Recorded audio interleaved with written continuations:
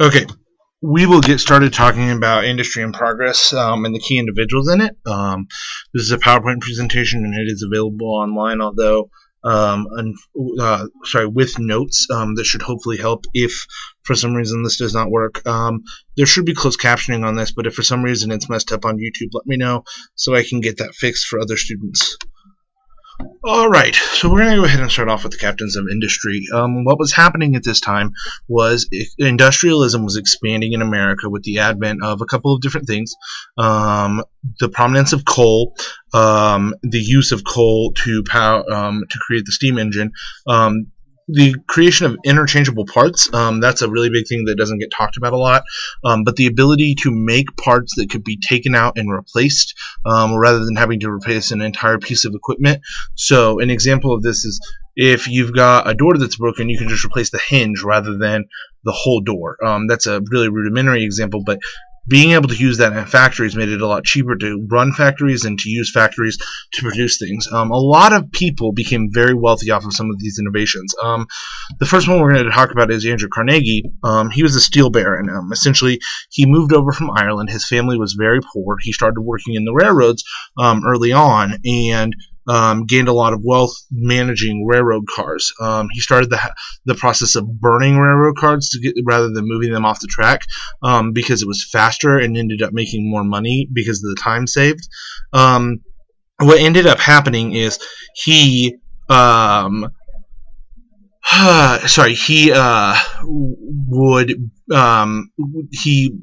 became aware of what's called the Bessemer process. It's a special process for making steel.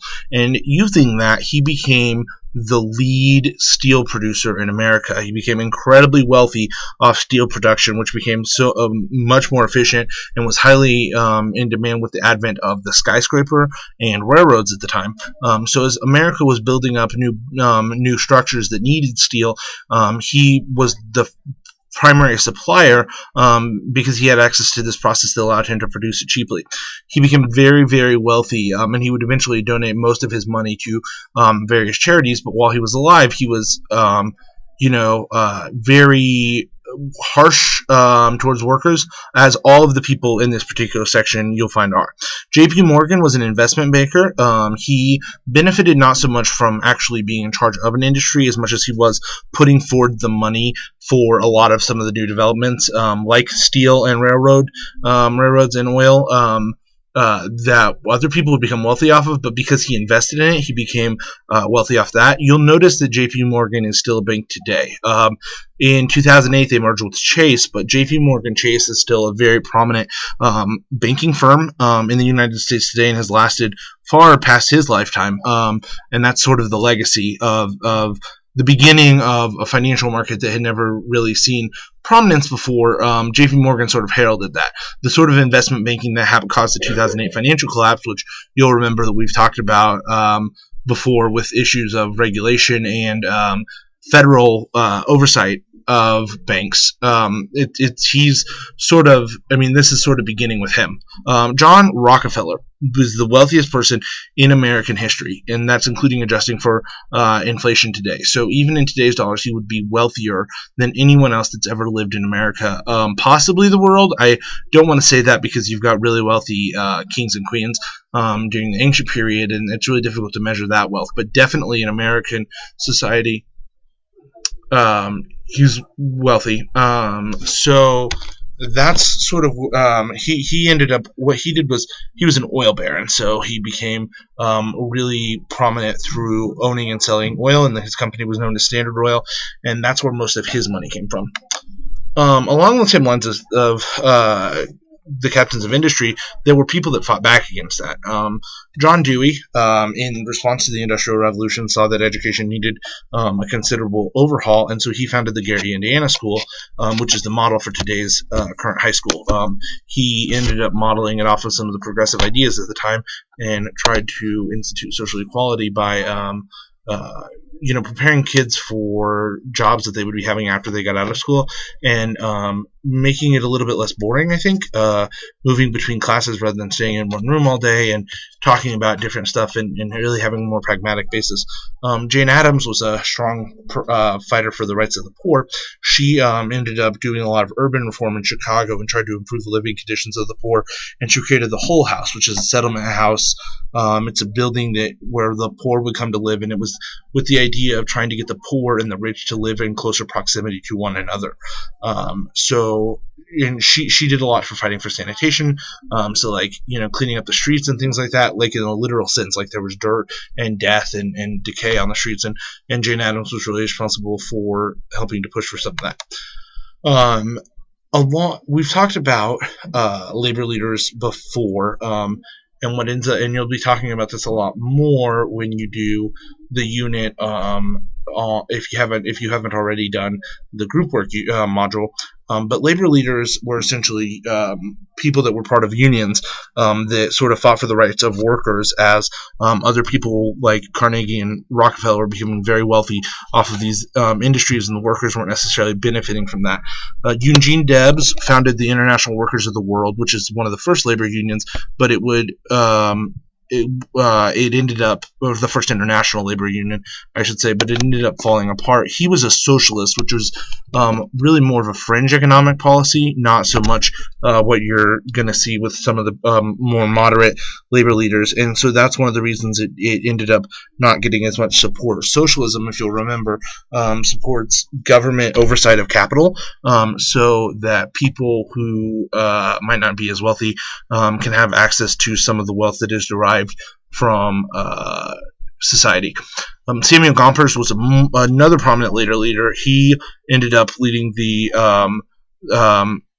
AFL, which you'll note is joined with the AFL-CIO today still, which is the largest labor union in the United States. He's definitely the face of labor in this period of time, and he was more moderate than Debs, but still fought for many of the same rights. And at this time, it's important to emphasize that the fighting of unions against their employers is what gave us things that we take for granted today, like the 8-hour workday and the 40-hour work week. Those are things that were not available then. People were overworked and worked long hours. And then A. Philip Randolph needs to be mentioned because he's a labor leader of color. He was a black man who would eventually be in charge of the Brotherhood of Sleeping Car Porters, which is an organization that fought for the rights of black people in America. You have to remember this is after Reconstruction, so we are talking about Jim Crow South, and black people are still very much discriminated against in America.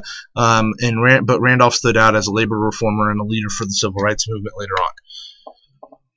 There were a lot of politicians at the time. One of the first ones we're going to talk about is Boss Tweed. He was the leader of Tammany Hall, which is a political machine in New York. We've talked about graft a little bit, but essentially what it is politicians that are helping out one another. You do me a favor, I'll do you a favor, and giving people things they don't necessarily rightly earn. A lot of people had problems with political machines because they thought they were unfair and corrupt, and they were right. So they would take bribes, they would falsify votes, and things like that. And Boss Tweed was at the head of the biggest of these in America. William Jennings Bryan was a populist, which you'll remember is a farmer, I shouldn't say necessarily a farmer, but rather the political party that fought for the people, so to speak. It was populism is just a catch-all term for political movement that has like wide public support, but not necessarily, and sort of moves from the bottom up rather than from the top down. And he ended up running on the Democratic ticket for president several times, and he's famous for the Cross of Gold speech. Farmers at the time were fighting for free silver, which we'll talk more about after this unit is over, but essentially what it was is they wanted the U.S. dollars not just to be based off of gold, but also silver, so that they could have more wealth. Okay, Teddy Roosevelt, most of you know him. He was the president. He was the first of the progressive presidents. He took over after McKinley died, and he was the one.